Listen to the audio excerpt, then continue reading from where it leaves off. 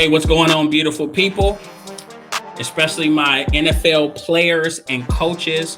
Football is officially back. I'm excited. I'm looking forward to watching some great games in the upcoming weeks. But I am your host, Kenneth Clark, coming to you straight out of sunny San Diego. And I want to introduce you guys to the Break Room Breakdown Sports Podcast, where we create sports content for all fans, right? Including the casual ones, the people that, the newbies, the people that don't really watch sports like that. This is for you guys as well, specifically. So we're moving into episode 11. Last episode, we introduced our forward progress segment, which was fun. This is where we discuss a various football topics with a 3-person panel. And that was really fun. We had Bailey Sheffield, Isaiah Kitt, and Ryan on. We had a blast. So we'll transition. We will definitely talk a little bit of football today. The season officially underway, so we might as well. And we'll also do a quick dive into the tennis world. And we're going to talk about a surprising development. All right, you see how to throw a little mystery in there. So we'll talk some tennis. But as always, you guys know I got to throw some curveballs. I got to mix it up for you. So, not curveballs, not baseball, but another sport where we actually have a special interview today. So we have an Angel City Sports co-founder and Sports Save My Life host, Clayton Freck, right? Doesn't it just sound crisp? Clayton Freck, right? He's going to come on. He's going to talk about the Paralympics with us. So definitely excited. Definitely a sport that deserves more exposure. So it's going to be a learning experience for everybody. So just stay tuned for that. But first, let's talk some football. So last week we got to witness something. We got to witness Lamar Jackson grab an elusive victory, a rather elusive victory. He beat the Patrick Mahomes-led Kansas City Chiefs for the first time since being drafted in 2018. Let's see, the final score was 36-35. And Lamar Jackson threw for 239 yards. Not a lot, 1 touchdown, 2 interceptions, but naturally he rushed for 107 yards and 2 touchdowns. He had that cute little flip into the end zone, right? So you take a picture of it. But it was an exciting win. It was an exciting win. It was an important win for Baltimore. And I say that for 2 reasons. Not only because they lost last week, so they wanted to get in the win column, but the main 2 reasons is, one, they're fighting through a lot of injuries. So, they lost Marcus Peters, they lost J.K. Dobbins, they lost Gus Edwards. They just lost, I think week 1, they lost their franchise left tackle, Ronnie Stanley. I almost said Staley, not Joe Staley. So this game showed that they can fight through injuries and still be a damn good football team, so they can win some games down the stretch. So that's 1. 2, and I think this is the most important one, it's going to give them confidence for future matchups against the Kansas City Chiefs. Because make no mistake about it, regardless of the outcome the other day, it's great. The Chiefs are still the class of the AFC. And they'll continue to be that until someone, whether it be Buffalo, Baltimore, Cleveland, I don't know, Tennessee, until someone steps up and shows that they can consistently beat them. Now, when looking at Lamar and Patrick, their names are always going to be linked. I don't feel like, why are you comparing quarterbacks? Their names are always going to be linked. It happens like that in every sport, just like Magic and Larry Bird, right? Every sport's going to have 2 athletes, especially if they play a similar or same position, going to be linked. So Lamar Jackson and Patrick Mahomes, literally the quarterbacks of 2 of the most storied franchises in the same conference, right? They won MVP back-to-back seasons, and they were drafted in back-to-back years, right? Patrick Mahomes in 17 and Lamar Jackson in 18. So a lot of career similarities. Obviously, Lamar Jackson doesn't have the hardware yet, so he hasn't won a Super Bowl, but a lot of career similarities. I think for me, I'm just glad that this didn't turn into like a Phillip Rivers. It didn't turn into a Phillip Rivers, Tom Brady situation.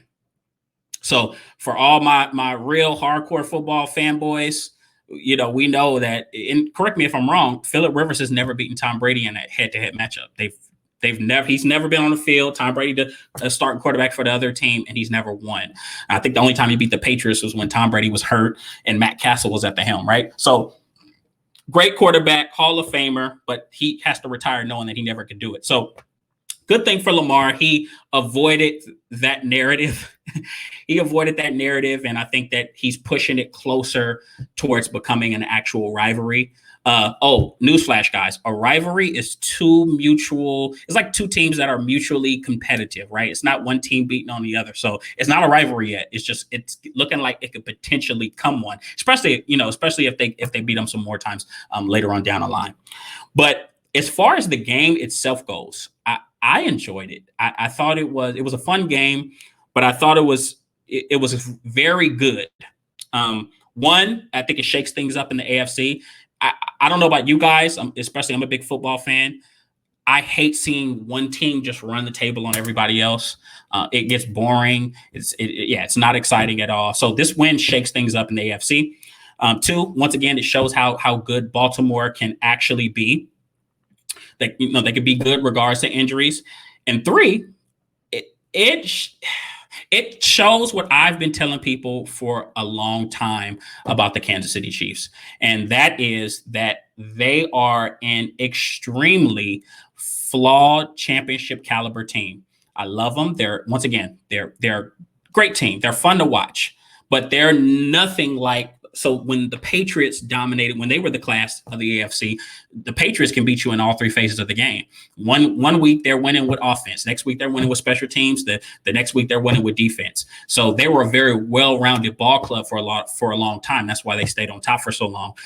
Kansas City isn't built like that. It's Patrick Mahomes, Tyreek Hill, Travis Kelce, and then they have a defense that's opportunistic at best, right? So they don't dominate the same. So once again, I think while the Baltimore win was very big, can they do it when it matters? Can they do it in the postseason? Can they do it in January? Because as we know it, Kansas City, or not just Kansas City, any team that's won a championship or that's been consistently dominant in the playoffs, they know when to turn it on. And it's evident Kansas City's coming off 2 back-to-back Super Bowl appearances. And then before that, they lost to the New England Patriots in the 2018 AFC Championship. So once again, love the win by Baltimore, but they're definitely going to have to win in January, win early next year for me to crown them and say that they've really gotten that Kansas City monkey off their back. And I think Lamar Jackson kind of summed it up the best in closing. He said, we haven't won the Super Bowl yet. It's just one game, in his words. We need to just keep staying focused.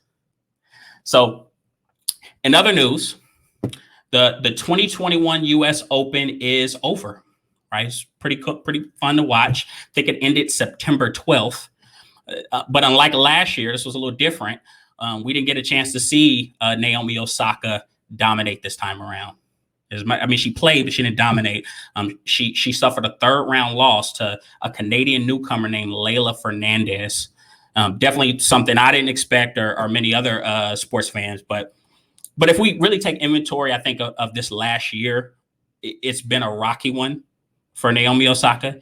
She obviously earlier this year she withdrew from the French Open and the Wimbledon.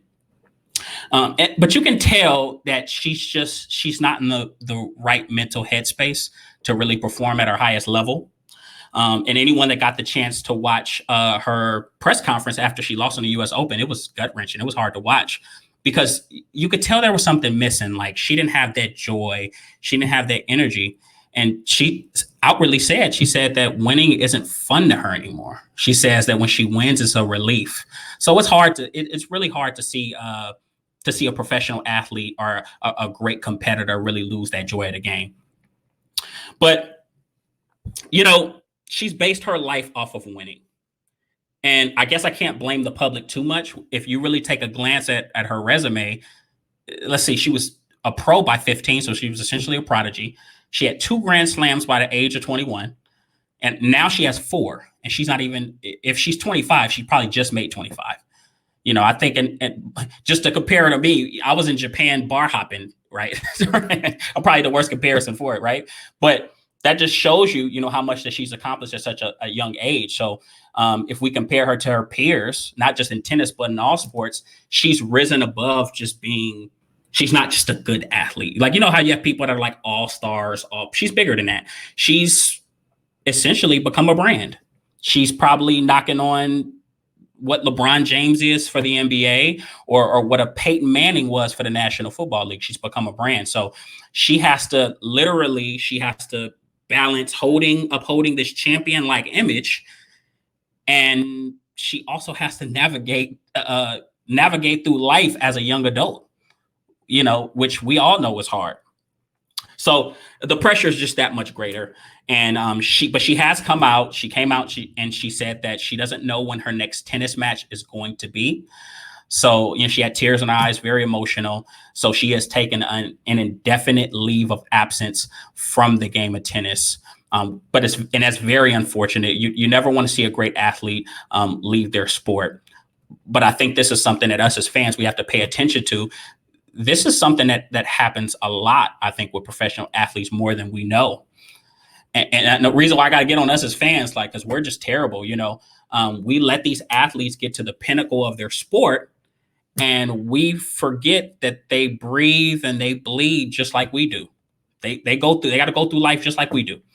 And we built them up to be these larger than life individuals, with no margin for error, like they're gods, right? Speaking of which, me and one of my buddies, Tyler, we were talking the other day. So we're sports fans, and you guys don't laugh at me. I'm a sports fan, but before that, I was a big Greek mythology buff. So me and Tyler are talking, and he tells me, he says, if you think about it, it's almost like you look at these great athletes. It's almost like they're prisoners on Mount Olympus, right? Mount Olympus, like where the God. Anyways, right? But we do have some more modern examples, in sports world of other athletes that had to tend to their mental health. Most recently, Simone Biles. She was at the Tokyo Olympics. She had medical and mental health issues that prevented her from being competitive at the Tokyo Olympics.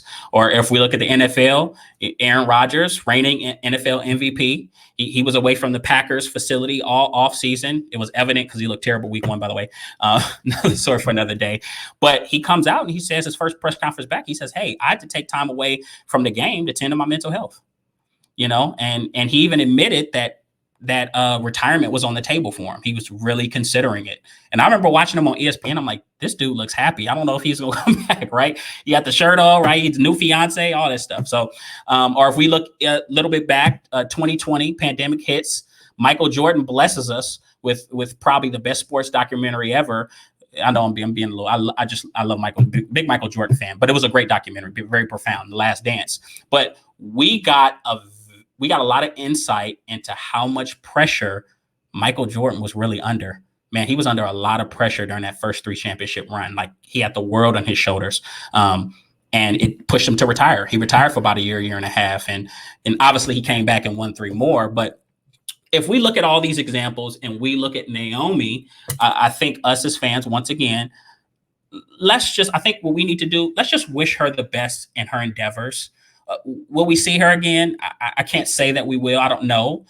She could easily pull a Barry Sanders and just ride off into the sunset, and we're just looking around. We're forced to appreciate the 8 or 9 years that we got out of her. So we don't know. We don't know what's going to happen, but let's just be supportive of whatever decision that she makes. And a quick segue for my casual fans. All right. If you guys remember, we did have Miles David on earlier this year. He gave us a tennis breakdown, and he explained how grueling a calendar year is for a professional tennis player. So he said on average, they're playing anywhere between 15 to 23 tournaments per year. So that's including all 4 Grand Slams. So, this isn't like football, basketball, baseball, any other sport where these people are getting a 3 to 5 month layoff. No, it's a continuous grind. And that's just on the court. Off the court, they have a public image they have to upkeep. They have speaking engagements. They have a lot of things they have to do, and some of them have families. Granted, Naomi's young; she doesn't have a family yet, but I'm sure it's coming. So if you really take a step back, you look at everything that these athletes have to deal with in the tennis world, outside of even just playing, then it kind of adds some weight to what Venus Williams said, and she said that tennis is more mental than physical. But that is it for tennis. it's time to give you guys. I told you guys I was going to mix things up. It's time to talk some Paralympics. We have Mr. Clayton Freck in the waiting room as we speak. Let's get him in here. Hey, Mr. Clayton, how are you doing? I'm doing great. What's going on? Nothing much. Nothing much. Just getting caught up on the sports updates. I know you've had an eventful last month, right? Just got home. I have had an eventful last month or so. Yeah, I got home, came back from Tokyo on September 3rd. September 3rd. Okay, so it was a pretty quick turnaround. Just to let you guys know, fans, I contacted Clayton's producer while he was gone. He's like, Clayton's gone right now. I was like, okay, we'll just talk to him when he gets back. So busy man with a busy schedule. But I definitely, I'm thankful to have you on the Break Room Breakdown Sports Podcast. And we're here. We got to give the fans what they pay for. So the biggest thing is, one, obviously, I want to know more about you. I want to know what inspired you to start to co-found Angel City Sports and ultimately become like this valuable member of the Paralympic community? Well, thank you. Yes. Well, hopefully I can keep providing value and people will have me around. Yeah. So, I've had quite I don't know what the right word is, sort of a wayward career, dabbling in academia and working in the government, and then getting an MBA and going kind of into the business world. Mm-hmm. And I never imagined I would be in the world of sports and disability. Wow. Never really crossed my mind. Always loved sports, always played sports. I still surf, I skateboard with my 9-year-old, I snowboard. I'm still pretty active, but just didn't think that was in the cards.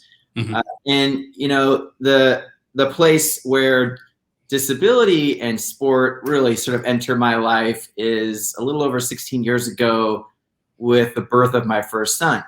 And so he was born, we call it limb different or limb deficient even. He was a congenital amputee. So he was missing his left knee and left fibula, which is the shin bone. And then on the left hand, he only had one finger. And everything else was healthy. Everything checked out beautifully. You could tell even just right after he was born, he was following voices, smiling. He was a little guy. He just had a couple parts missing. And so, my wife and I went through a lot those first few days just trying to figure out, what does this mean? And, thankfully everything else checked out okay. So we didn't have heart or lung or, any other health issues. Mm-hmm. And it's a beautiful little guy. And so we, started piecing together the strategy for how to raise him. And it's interesting. We named him Ezra, which is an Old Testament name, which means the helper or the teacher.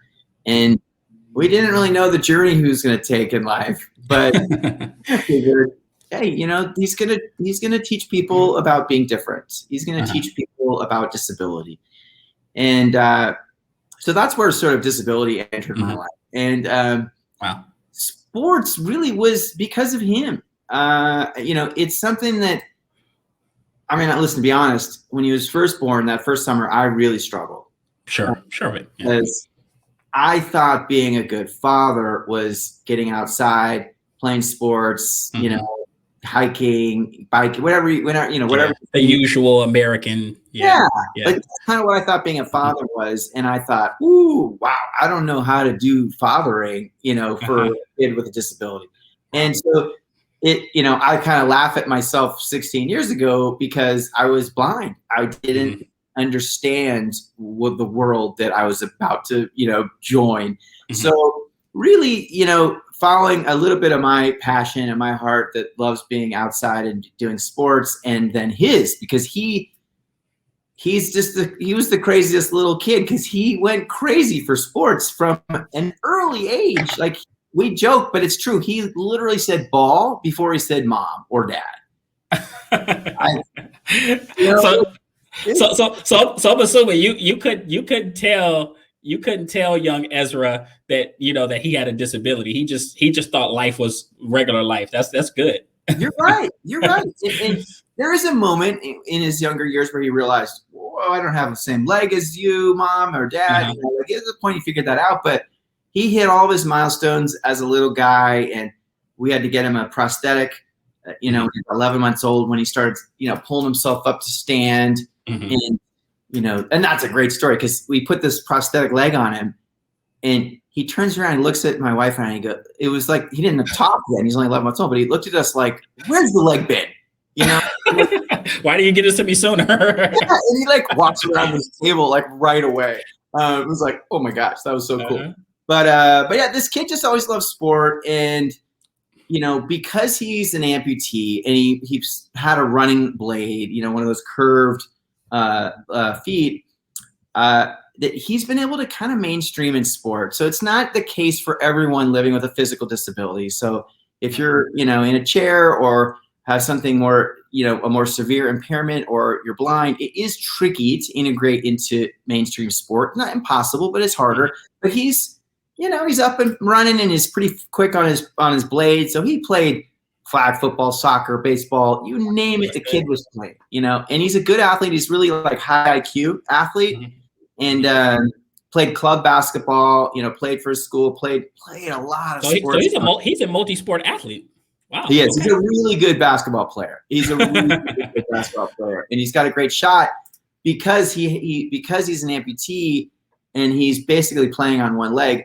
His positioning and his core is always upright in like a shooting position, right? He's always ready to go. So we just kind of learned that along the way. But yeah, and then where kind of his journey and my professional journey start to kind of connect is he's 8 years old, and I got advice from a Paralympian, John Siciliano, who ran in the '96 Paralympic Games in Atlanta, and he said, he's about 8 years old, take him to this event, which is the Endeavor Games. And we went. It was in Oklahoma, big Paralympic competition, one of the best events in the country. And I got inspired on the track that Sunday. It was like hot and humid, Tornado Alley, and I just thought, let's bring this to LA. We've got weather and facilities and 20 million people in Southern California. Let's not force Californians to have to go to Oklahoma. It's expensive, time, resources. Let's solve this. Let's create, access and do free programming for this community in Southern California. So that's kind of where it got started. We've grown and evolved over the years. First Angel City Games, which is our big Paralympic competition, in 2015, and I've been kind of, trudging along or building this nonprofit ever since. Wow. So, I mean, I guess I feel like all great things happen it's almost like they happen, you stumble into them, they just happen on accident. It's not intentional. So no, that's really great to hear how it, everything built up. And once again, I've got a chance to look and see some things on Ezra, and he looks like just an amazing, very happy young man. So, and I like how you said that, even though he's disabled, he's even more blessed than other people in some ways that are disabled. So you got to be appreciated for what it is. So well, you know what he calls it? What does he call it? He calls it his golden ticket. That's funny to me. I'm sorry. He calls it his golden ticket. He just came up with it recently. He's like, yeah, my disability is like my golden ticket because I have an opportunity to educate, teach, and really ultimately inspire everyone around me. And so he does see it as a blessing. And he's, listen, it's not always easy, but he's sort of had that, that mindset since he was a pretty young guy. Wow.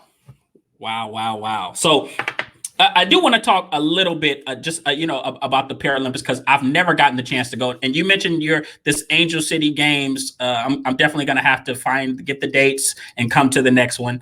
So I'm excited for that. But outside of, you've gotten a chance to go to the actual Paralympics, like how would you say it differs from the regular, outside of the obvious, how does it differ from the regular Olympics? Are there games in the Paralympics that they put a little bit more emphasis on? Yeah, that's a great question. So just to start at like a really high level, right? Mm-hmm. The International Olympic Committee, the IOC, governs the Olympic movement, and they have basically a sister organization. They're not legally the same entities, but it's sort of as a partner is the International Paralympic Committee that governs the Paralympic movement, including the Paralympic Games. Mm-hmm. I'll use Tokyo as an example. The Tokyo Organizing Committee right? They organized the 2020 games. They hosted both events. And so mostly, and they do this, that mostly the staff sort of just stays with them. You know, they run the Olympic Games, and then they have a couple-week break to kind of turn the venues over, and then they run the Paralympic Games, basically 2 weeks later. And you know, it's different in scale a bit. So it's fewer athletes go to the Paralympics than the Olympics. We had about 4,400 or something like that went to the Paralympics, and I think the Olympic side is close to 10,000. We had fewer sports, actually. So we had 22 summer Paralympic sports, and there are 6 winter Paralympic sports that I don't remember the number on the Olympic side, but it was like, I want to say 40 sports or something. They added a bunch of new sports this year. So we have fewer sports, but the thing that is unique about the Paralympic movement is athletes are organized by disability type. And so, so you think about age or gender as a way to find fairness in sports, right? In Paralympic sport, you have to, you know, you don't do age because everyone's competing as an adult, but you definitely do gender. And the disability is the other way that you're creating fairness. And so, for example, my son Ezra is an above knee amputee. He only really competes against above knee amputees. If an amputee has a knee or a lower leg, it's really not working, or someone in his class, the lower leg isn't really functioning. So they're evaluating that it's functioning at probably less than 50%. So it's closer to like you didn't have the lower leg versus you did. So so that's really, it's a beautiful thing. The classification system, it's a little intimidating for new athletes to sort of get there, but it's just like a physical therapy medical evaluation to figure out your disability. And then you're put in this class. You're basically given a number, and then it allows you to compete fairly. And so in a team sport like wheelchair basketball, every athlete has a number, and you just have to have a certain number of points on the court at any one time. So you can kind of mix and match athletes, but you kind of need, you know, a 1, a 2, a 3, you know, you kind of need to have a few different of these types of athletes on the court at the same time. And so that's one thing that's really, I think, misunderstood or just not understood at all about the Paralympic system, which is it's a system of fairness, and it's really important. Is it perfect? No. We got lots of drama. We got lots of drama, right? Because you have to draw a line somewhere, right? And wherever you draw the line, somebody's just on the other side of that line. Right. You know? And so we have fairness challenges, and it'll never be perfect, but man, it's pretty amazing. And so that's kind of high level, right? And you know, I did get to go to the Rio Games with the organizing committee for LA 2024 at the time. So I wasn't on staff, but I was sort of a friend and partner and I got to see the games from behind the scenes. This round at Tokyo, I got to go as a parent guardian of a minor, which is a credential. I think the Paralympics are going to try to keep it. I've heard rumors that they like this credential to give the kids a little extra support, right? It's not kids that make the Paralympic Games, and it's kind of overwhelming. Because they're not used to operate. They're used to essentially being on their own and stuff like that. Yeah. It's like shipping them off to college, but they're only 15, 16 years old. It's pretty young. Now, there's a lot of staff, and it's a pretty safe place to be, but it's still overwhelming. And so, so I just, you know, with Tokyo, there was no fans allowed.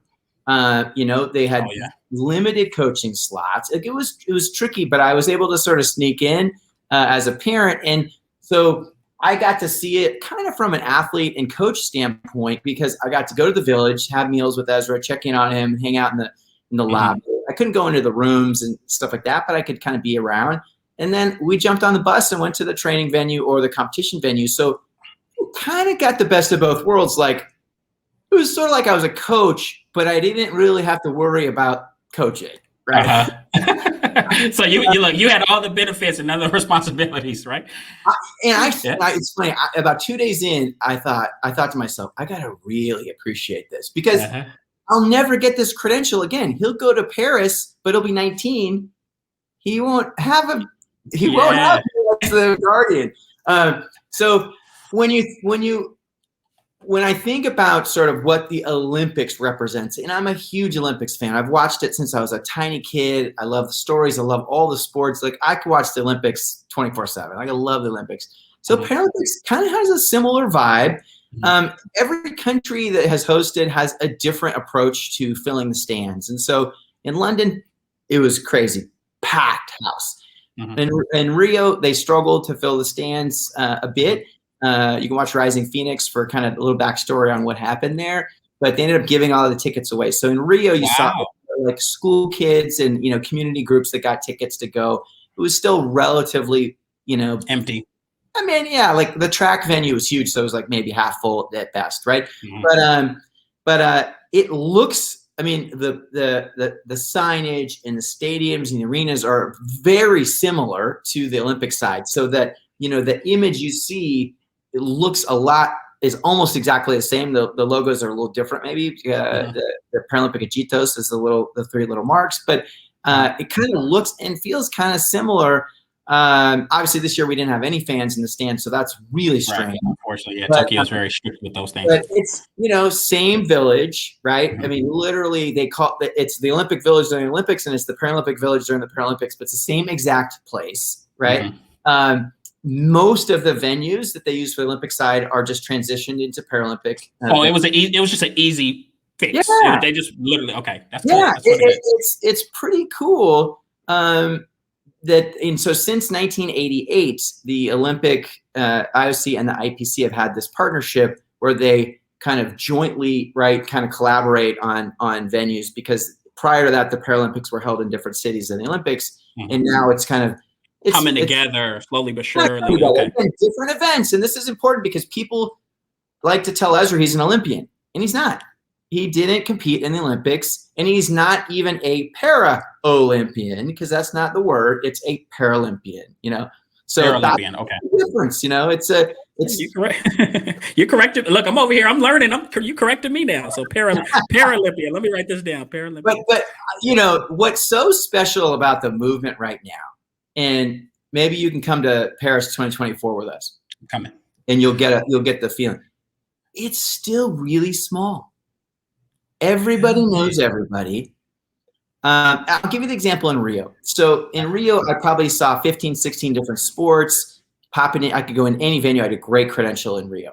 And we would walk into these venues, and the crowd is mostly locals, Brazilians, right? Lots of kids, depending on the time of day.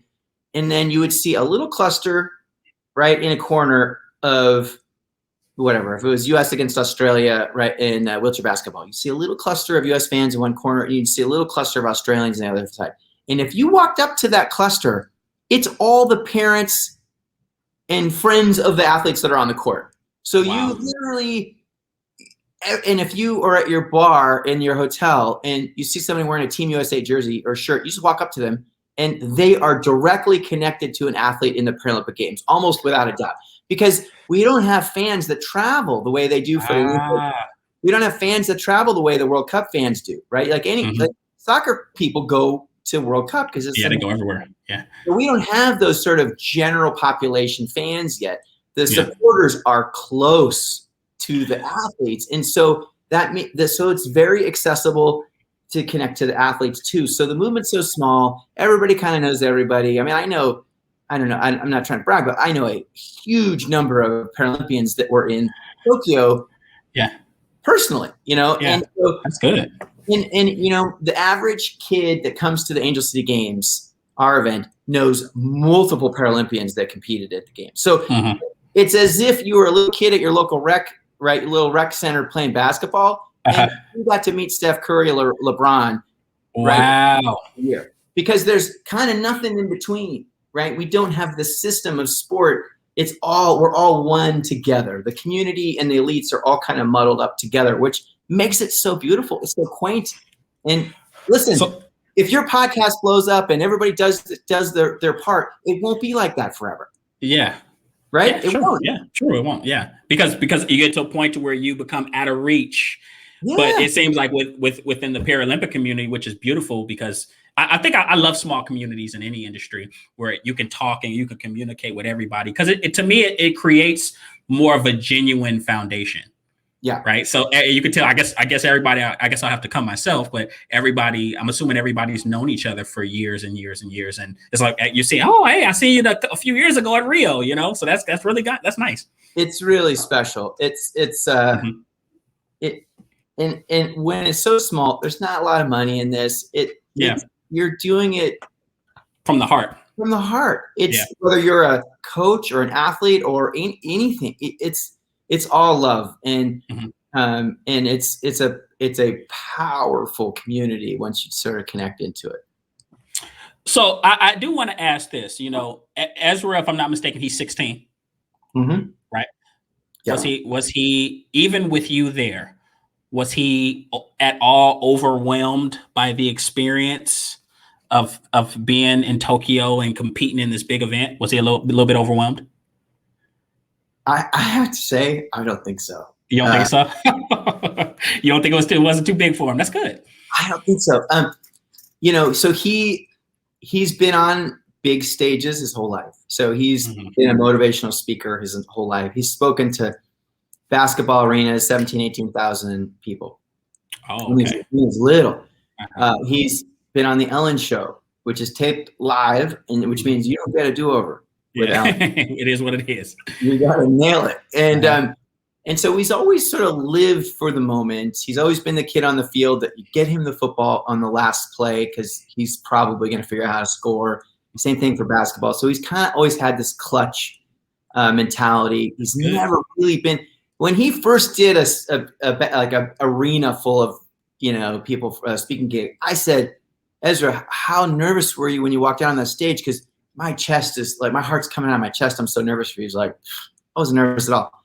So it's fascinating. So he doesn't really get that nervous. But this one, I have to say, he's sort of been preparing and planning and thinking about it for a long time. So NBC made a big deal about it about him because it's so cute. My wife recorded him saying when he was 11, I'm training for the Tokyo 2020 Paralympic Games. Wow. So he spoke this into existence. Yeah. He knew that's what he was doing and what he wanted to do. And, 5 years later, we're there. So it's been in his consciousness for a long time. And then COVID kind of screwed things up for everybody. Naturally, yeah. Pre-COVID, he made the team as a 14-year-old, and he went to the Junior Worlds, he went to the Pan American Games, and then he went to the World Championships. So that summer, we were in Switzerland, Lima, Peru, and Dubai. And he competed against the top guys in the world. He competed at World Championships. He made the finals in his 3 events. Skinny little 14-year-old kid. I mean, he's a man now compared to years ago. So he had a taste of it. And Peru, the Pan American Games, was incredible. Beautiful venue, packed. It was sometimes hard to find a seat. It wasn't the big Olympic, Paralympic stadiums of 80,000, but it was a nice, probably. It was a nice venue, yeah. Yeah, like an MLS type, like 15,000, 20,000, like a little venue, packed. Great signage, announcers, like the whole 9 yards. So he kind of had a taste of this, in 2019. Now, obviously, COVID, and we lost a year in there. We lost a season, basically. Yeah. So he was, and listen, he understands the importance of the mental game, and so we have a sports psychologist, and my wife has taught him how to meditate and breathe and do all these things to sort of keep his nervous system in check. But if you watch the videos of him in Tokyo, he was having a blast out there. Wow. He was really in the moment. He's trained incredibly hard the last couple of years to be ready for this moment. He was ready for his moment. Now, he didn't do as well as he wanted. He was in the high jump, he was really disappointed. And as a parent, my heart just broke because it's like, what can you say? What can you say? Yeah. But yeah, so surprisingly, he doesn't get too nervous. He got stressed. It was tricky to manage the schedule because he had a lot of media and a lot of sponsor obligations, and so that's where I really helped him kind of manage his schedule and kind of block and tackle how were we going to get everything done we needed to get done. And I wanted him to have left Tokyo doing his best to share his story and be an advocate for the world to see, not knowing how he was going to perform on the track, but just knowing we got to find a balance. We can't just come here and do sports and then run away. Right. It's bigger than that. Yeah. Yeah, it's bigger than that. It's bigger than sport. So let's use this as a moment to, get the word out and build his personal brand, but also kind of impact and inspire others. And so that he got a little stressed a couple times when I was like, you got to get up early to do this media thing, well, I mean, that's what comes with being a high level athlete. And you know what? I'm gonna tell you this. It's good. I would say that he had, maybe as far as the performance go, he had this experience. Now he's young. He essentially isn't even in his physical prime yet. So I know for track, right? Yeah. That's mid-20s. Yeah, mid-20s. That's what I'm saying. So, he's competing against guys that are, older than he is. But, definitely doing a good job as far as getting them prepared for the media side. Because, once you reach the pinnacle, I just talked about that earlier, it's treacherous up there. You have to know how to navigate through the media. It really is. And I think, I was listening to your dialogue before I jumped on. And I do think I saw up close and personal a lot of the mental health struggles that these athletes go through. Yes. And I'm sure on the Olympic side it was very similar, which was COVID created this kind of this dark cloud that you couldn't escape because you were testing every day while you were there. The Tokyo. Oh, that's right. Wow. Okay.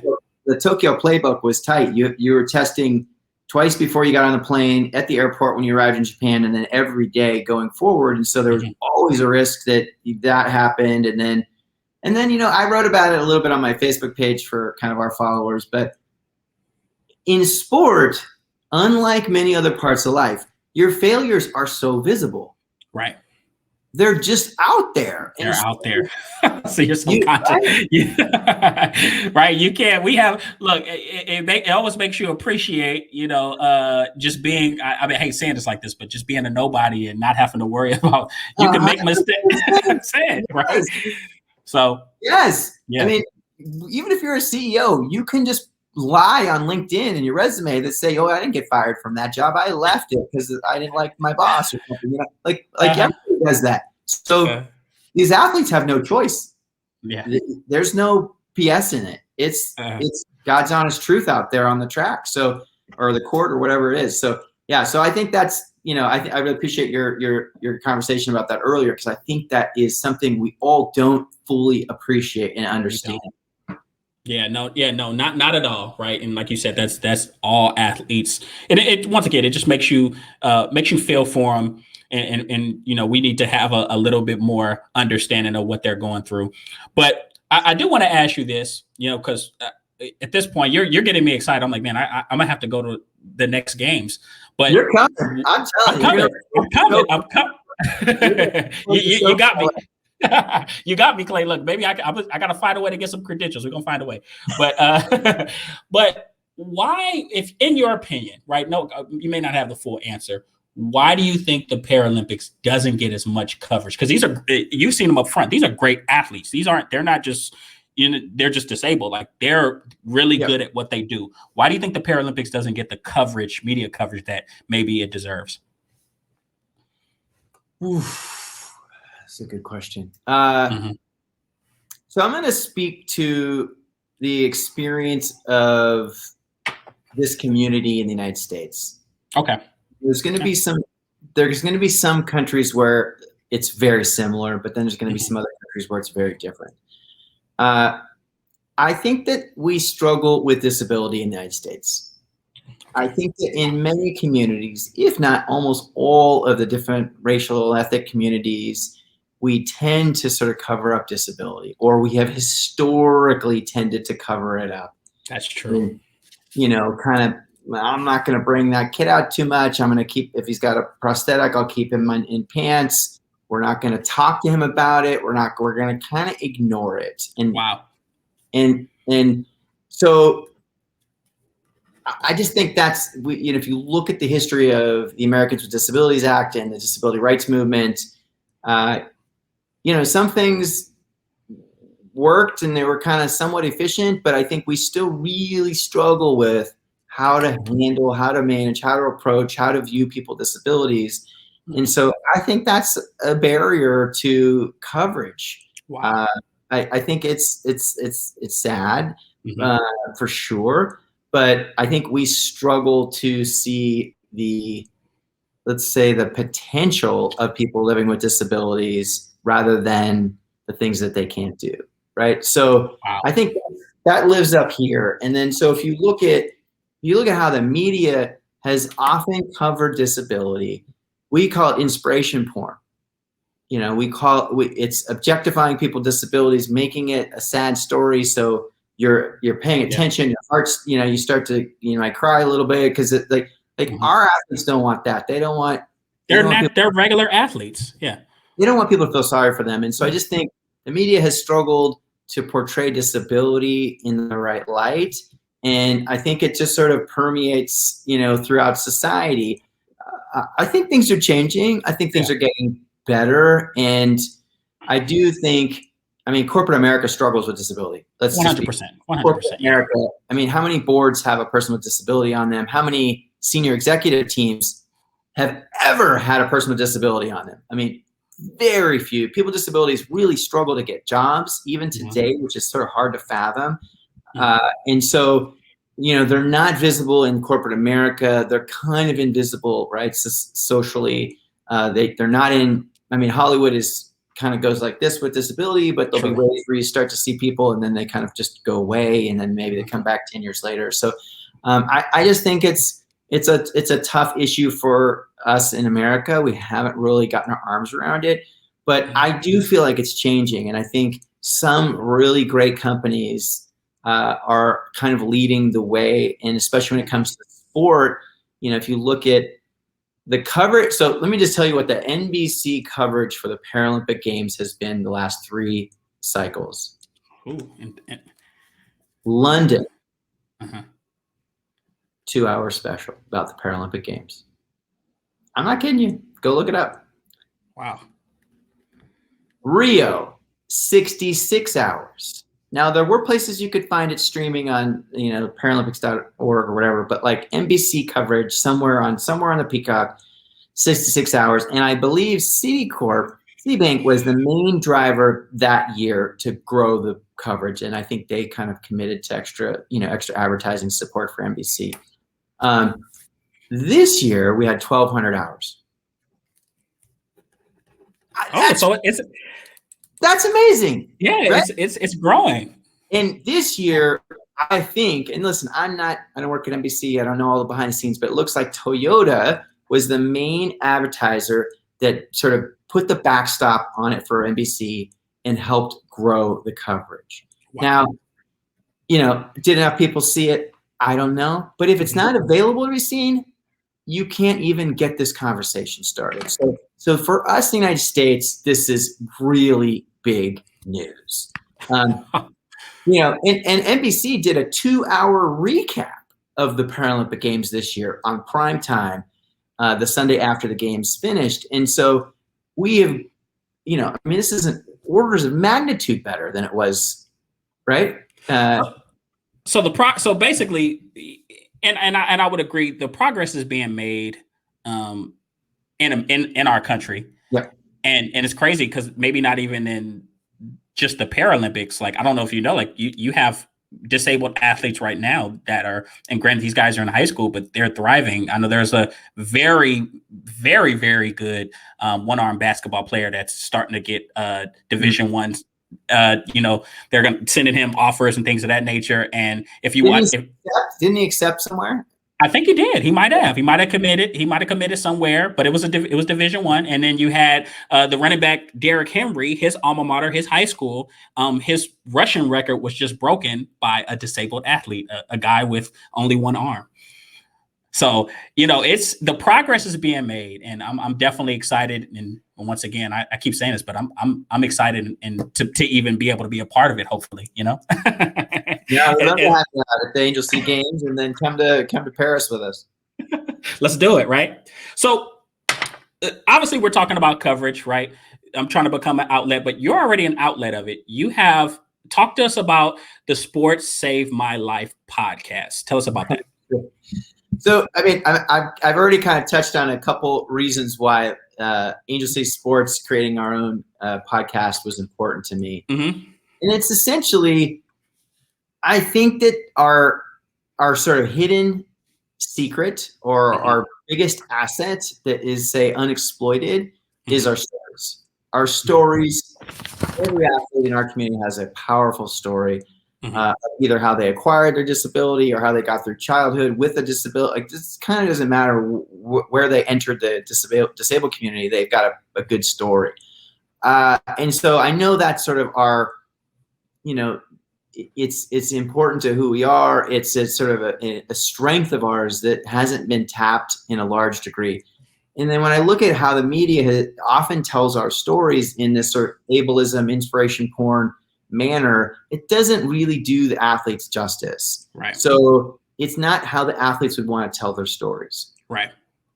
Almost always. Right. It is off from how the athlete, if the athlete was a producer on that show, they would not say I don't like this. So I've been watching this. Ezra, my son's been a media darling since he was young. He was 4 years old. He was on Good Morning America. And so I've had a front row seat to this for a long time, and it bothers me. It bothers 100%. And so I just got, at some point during the pandemic, like, let's just launch a show, and it will be in the voice of the athletes. And so that's all we're doing. Wow. We're sharing the athletes' stories in their voices. Yeah, I ask a couple questions along the way, but it's really giving them a place to share their story in their words, and no one can mess those up, right? Like, you can't edit their words out. I'm not. We might cut a section out because I got to get it in under an hour, but whatever. But like, it's their story, and they get to own it, and it's powerful, and it's perfect the way it is. It doesn't need the sad music. It doesn't, I go through an emotional journey depending on their story with them because I empathize. But that's what that is. It's an effort to grow the movement, grow awareness and understanding about these sports and the movement, and then these amazing athletes, and hopefully over time help build their personal brands that they can monetize and leverage. But it's really it's just telling the best, most authentic stories we can, and letting the world get to know these athletes because they deserve more. Wow. So okay, and that's great because I've gotten a chance to watch. I've gotten a chance to watch one episode of Sports Save My Life. So not only are you providing an initial or another outlet for the Paralympic community, you're giving these athletes a voice to actually tell their stories the way they want to tell them. And I think what you're saying is everything adding up. You're teaching me a lot right now, Clayton. I'm over here. It's like I'm having an epiphany, right? But essentially, when we listen to sports stories, like I was just talking about The Last Dance, it should be intense. It should be epic, right? Yeah. You should feel like, man, I'm in the moment, not, sad music. Because once again, they've made it this far. They're professional athletes. Essentially, they're professional athletes, right? So they want to be treated as such. So I like that. That's a nice change of pace, definitely for Paralympians. Yeah, and listen, they need as much boosting as they can because the traditional media coverage is still pretty minimal. Look at the top Paralympians, and there's not many that have really grown a huge social media following, a handful. So, whatever we can do to help the careers of these athletes. But I mean, honestly, like, the most selfish reason why we started the show was I want to find more athletes. We want to change more lives. And so the hope is by listening to these stories, people will start to see themselves in these stories and be inspired to come see what we're doing. So that little girl, that might have been injured in a car accident, Caitlin River's episode, she's a wheelchair tennis player, and she just went to Tokyo in paracanoe. She was injured in a car, spinal cord injury. She just buckled her seatbelt the second before the accident. Right. And the seatbelt, kept her waist. It was that old school, that middle belt, right? And so she forward, broke her back. paralyzed ever since, but she lived, and she wouldn't Mm-hmm. have lived otherwise. So that's so the little girls that can hear Caitlin's story and then imagine, oh my gosh, Caitlin's gone to the Paralympics in 2 different sports. I can do it too. She's probably going to medal in in Paris, in para canoe, which is a brand new sport for us. So, so that's the hope, is that our, the broader disabled community can start to see themselves in these stories, and at least it gives them motivation to come see what we're doing, or go find a program in their area. Just get involved, get engaged. Don't stay on the sidelines. And that is very big, big than most people understand. You need to see someone that can relate with your situation, so you can feel like you can do those things too. So that's even bigger, right? We have a lot of kids. We have a lot of kids that are disabled in our country and the world. So they definitely need to see someone like them doing it big. I will say this: I actually, and just to add to your point earlier, saying that America maybe doesn't focus as much on their disabled people as much as other countries. I was in the Navy, and I actually got the opportunity to go to. I was in Hong Kong, so I went on like a little. They give us little trips we can go on and stuff like that. So they actually had an organization, and it was a big building. And literally, what they did was they taught all type of disabled kids. They literally trained them from the ground up, taught them all kind of skills, and they pushed them out to the workforce. And I was very impressed by that. So when you said America, I was like, yeah, you know what? I haven't seen anything. It could be, but I haven't seen anything like that in America yet. Well, in every country's different in the structure. Countries that have sort of national health care tend to fund Paralympic sport. We don't have national health care, really. It's up to the states. And so what you see is the U.S. Olympic and Paralympic Committee that is in charge of putting a team together for the Olympic and Paralympic Games. It's a nonprofit, and they have to fundraise just like I do. That's not a government entity. So our team that we send is, funded by the nonprofit sector, basically. And a lot of these teams we compete against are state sponsored with like salary. Like there's a real, I think I don't have the data. I'd love to have the data, but country, what are they spending right on their team? And if you broke it down by athlete, and how are the athletes surviving? Our guys are kind of hand to mouth, barely surviving, but some of these countries are putting real money behind their kids. Okay. Wow. They want to win medals. Yeah. So they're giving them the high tech, the workout technology and all that stuff. That's good. No, that's good. But that just shows that obviously America is going to follow suit pretty soon. Once they realize how great that our Paralympians are as well. So we'll get there. Yeah, it's coming. It's coming, right? So. Once again, really great insight. I've learned a lot today. I don't know about you guys, fans, but I'm over here. I literally have notes and everything. I feel like I'm in class. So, but for you, Clayton, I want to know, how can the fans reach Clayton Freck if they want to contact you? How do they reach you? I'm pretty accessible. If someone's listening to this in the car or whatever, just find Angel City Sports on social media or on the web, and send in a note, or say you heard me on the show or whatever, and they'll connect me. I'm just Clayton.Freck on Instagram, Clayton Freck on Facebook. I'm pretty easy to track down. Clayton at angelcitysports.org by email, but pretty accessible. I have a nice sized team. It's not as many people as I'd like, but we got a nice team behind me at Angel City. So, I often kind of bring others in that know things better than I do. But yeah, and honestly, if there's people listening that know someone with a physical disability out there, it's 15% of the U.S. population lives with a physical disability.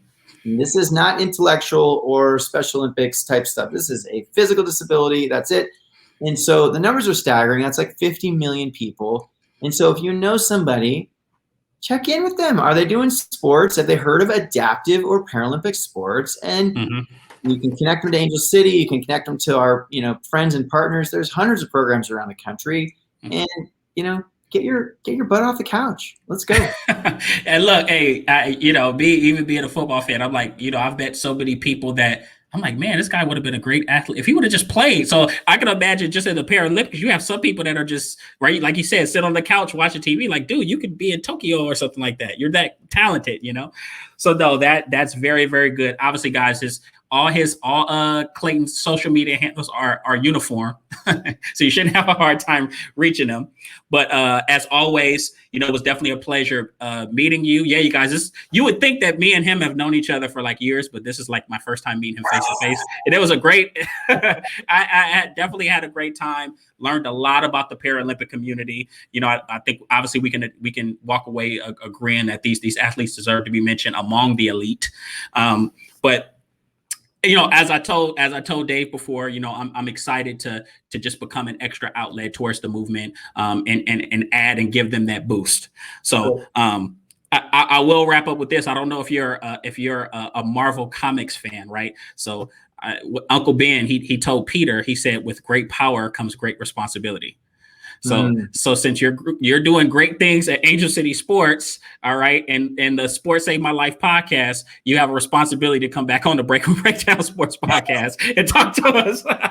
So most definitely, it was definitely a blessing having you on. And I guess I'm in San Diego, so you're in LA. So hey, look, it's nothing but a drive away. I have family there, so I drive back every once in a blue moon. But when are the next? How about this? When is your next event?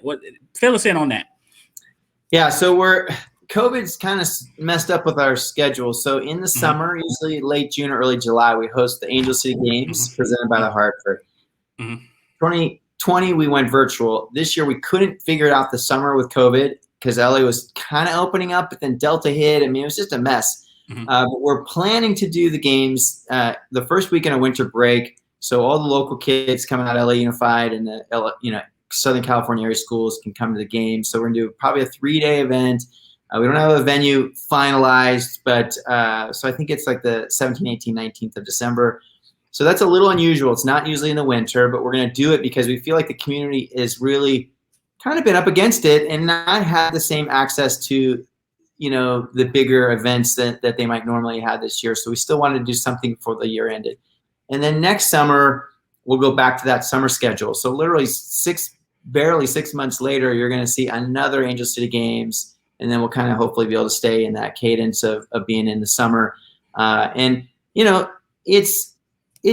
like the Paralympics, but it's for everybody. You don't have to qualify to come. You just got to show up. You can be age, disability. It's a really fun event and really for everyone. So that's kind of the big thing. We do other big clinics and festivals throughout the year. So definitely keep you posted. But yeah, let's get you up here in December.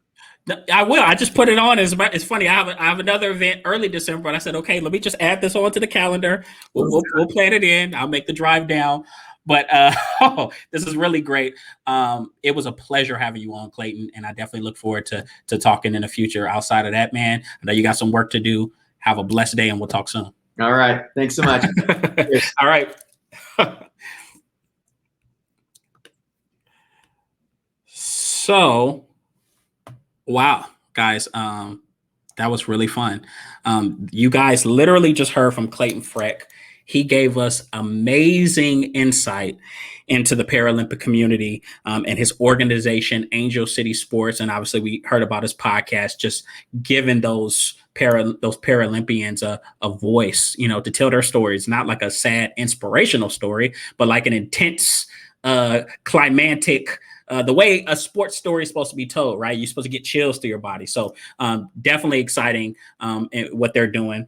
We also talked about Lamar Jackson, his Ravens finally beating the Kansas City Chiefs, right? Getting the monkey off their back, so to speak. Still some work to do. And of course, Naomi Osaka's decision to step away from tennis. This breakdown, we wish her nothing but the best in all her endeavors. But as always, people, if you guys had fun, please subscribe. We're on all major platforms, Apple, Google, Spotify. And if you want to chat with the Rooted in Sports clan, we're on Clubhouse and Spotify Green Room.